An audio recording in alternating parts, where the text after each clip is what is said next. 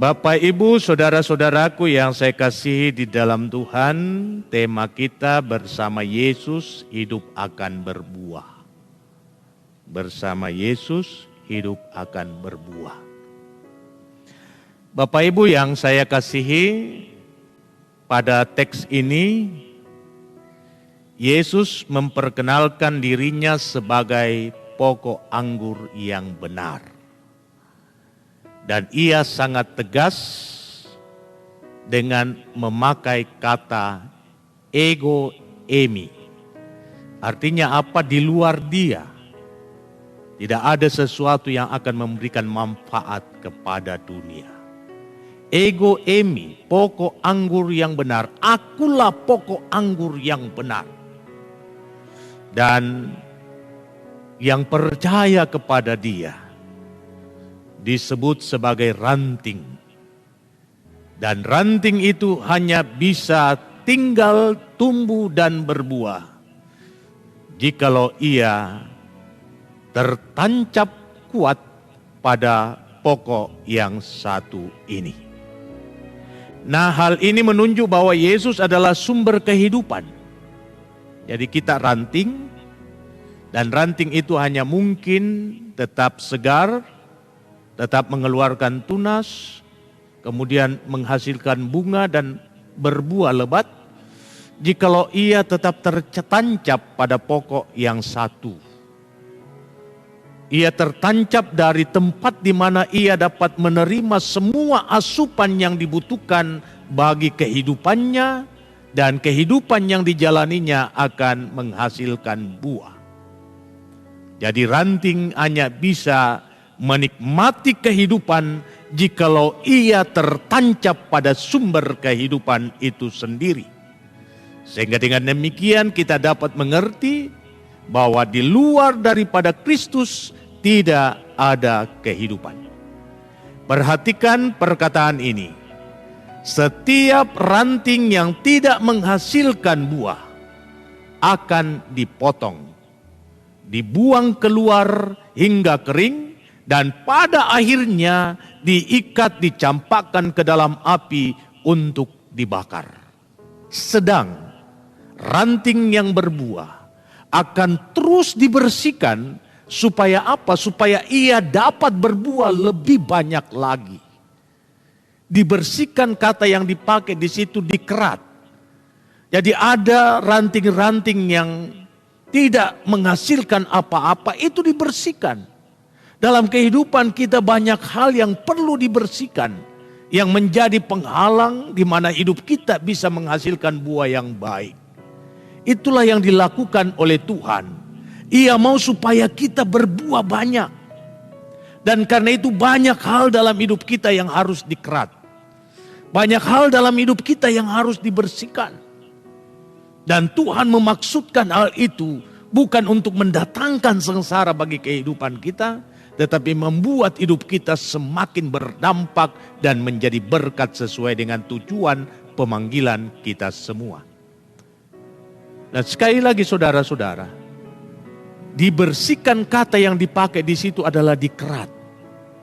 Mengerat sesuatu akan menimbulkan rasa sakit bagi yang mengalaminya. Seorang yang sedang dioperasi, misalnya menjalani operasi sesar, tentu ada sesuatu yang harus dikerat.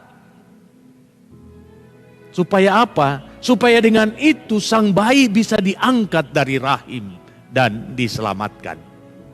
Sakit memang rasanya, tetapi hasil daripada itu adalah sukacita dan damai sejahtera. Nah, dalam teks ini saudara-saudara, sekali lagi saya mau menegaskan, Yesus memakai analogi yang sangat menarik untuk menggambarkan dirinya sebagai pokok anggur yang benar, dan para pengikutnya, saudara dan saya, adalah ranting-rantingnya. Analogi ini menunjukkan hubungan yang tidak bisa terpisahkan antara kita dengan Tuhan.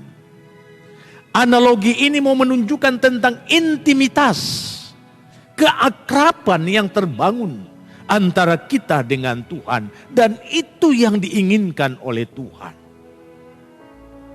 kehidupan yang intim dengan Tuhan akan melahirkan sukacita di hati Tuhan sendiri.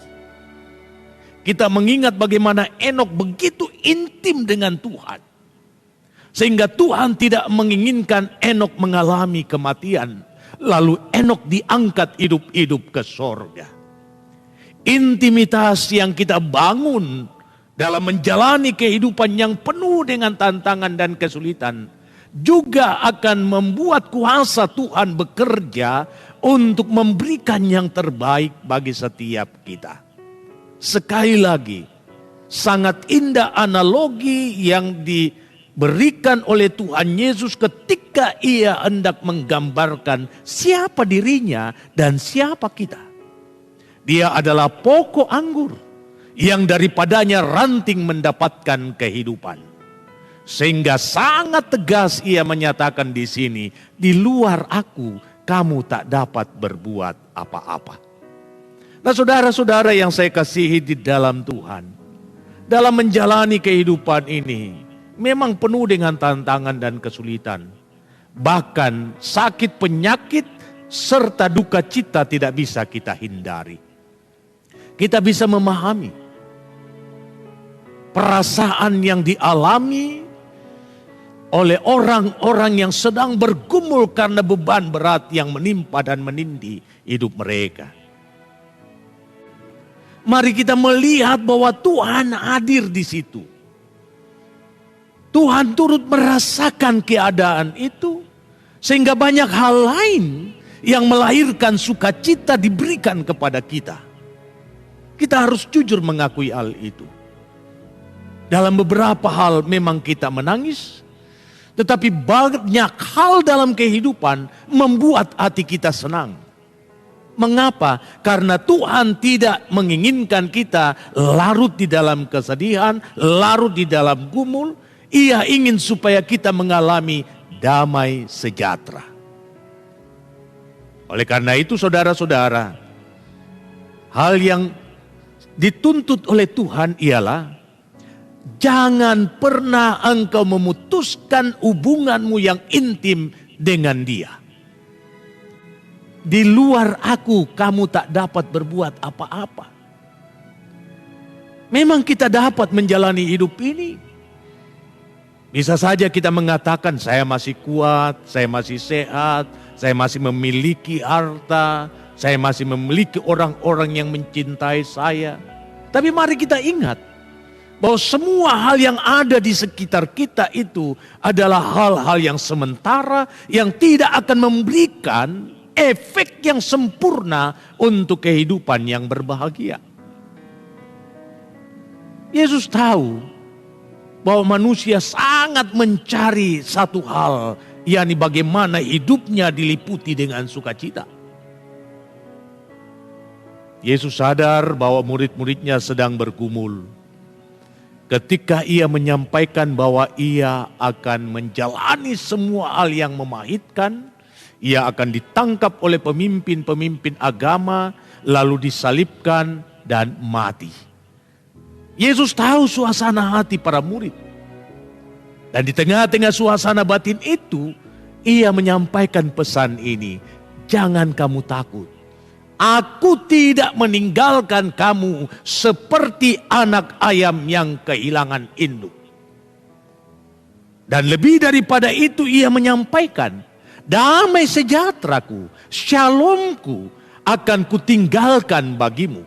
Damai sejahteraku akan kuberikan kepadamu.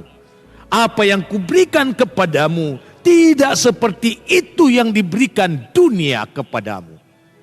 Apa yang diberikan Tuhan kepada kita tidak akan pernah dirampas oleh dunia ini.